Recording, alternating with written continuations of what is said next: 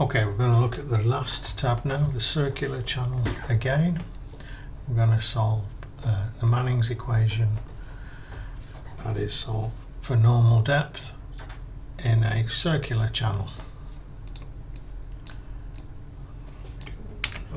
Okay, right, we first of all, we're going to work with a depth. Now this channel's got a diameter of 5 meters.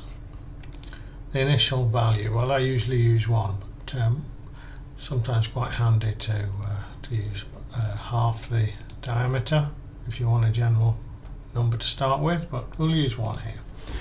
Right, let's convert this y into a angle phi in radians, because if you see all of these formulae are all in radians, or with phi in radians, so we need to use this second formula here in this box to get phi. So phi is equal to 2 times, and cos to the minus 1 is a cos in Excel, bracket 1 minus 2 times y.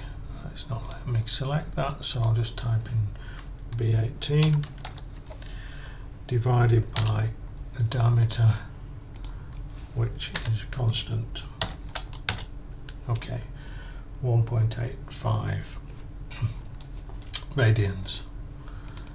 Of course that should be rads. That's a little mistake.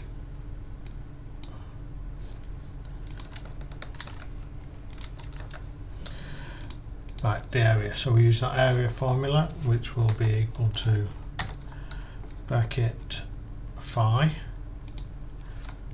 minus the sine of phi, close bracket, times the diameter, constant, squared, divided by 8.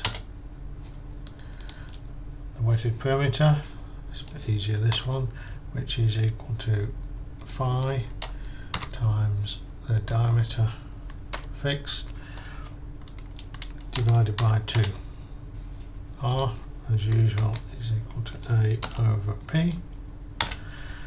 Q, what's this Manning's formula here, which is equal to, and I'll do the 1 over n first, 1 over n fixed, constant, times by the area, times by R. Oh, no, it's not letting me type in R, so R is F18 in this cell, raised to the 2/3 times by S as a constant, raised to the 0.5. Okay.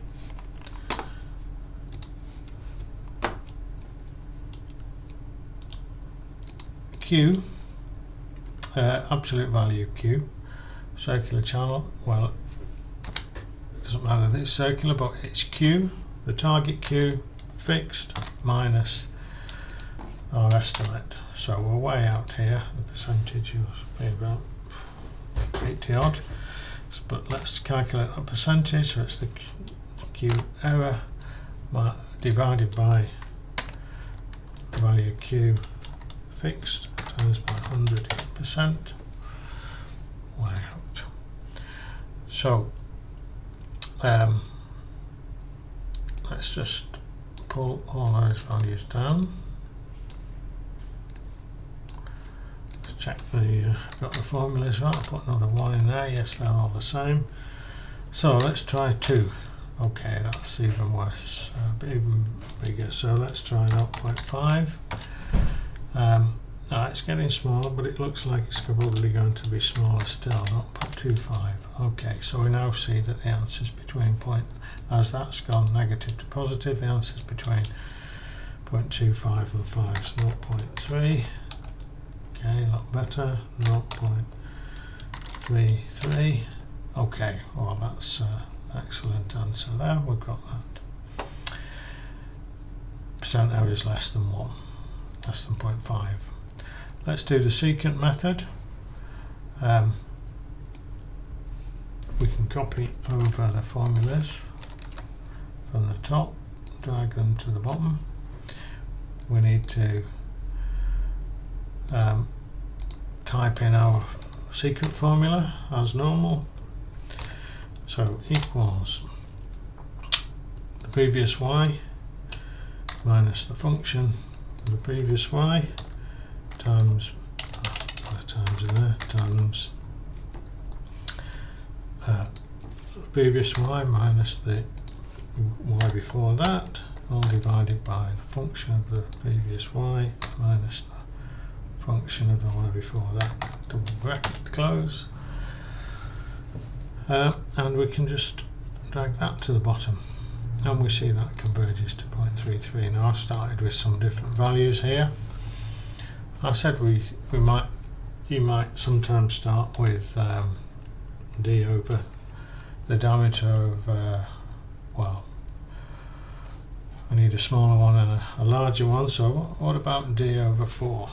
Was d over 4, and in the next one d over 2.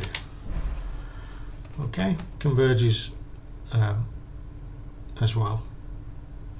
It doesn't converge quite as quickly, but it still converges. So I'll put that back to what I had in there, 0.2 and 0.4. Converge a little bit quicker. Okay, well, that's all we need to do for a circular channel. So remember, you've got to convert your depth trials into radians, do your calculations in radians. The rest of the iteration is exactly the same as with the trapezoidal channel.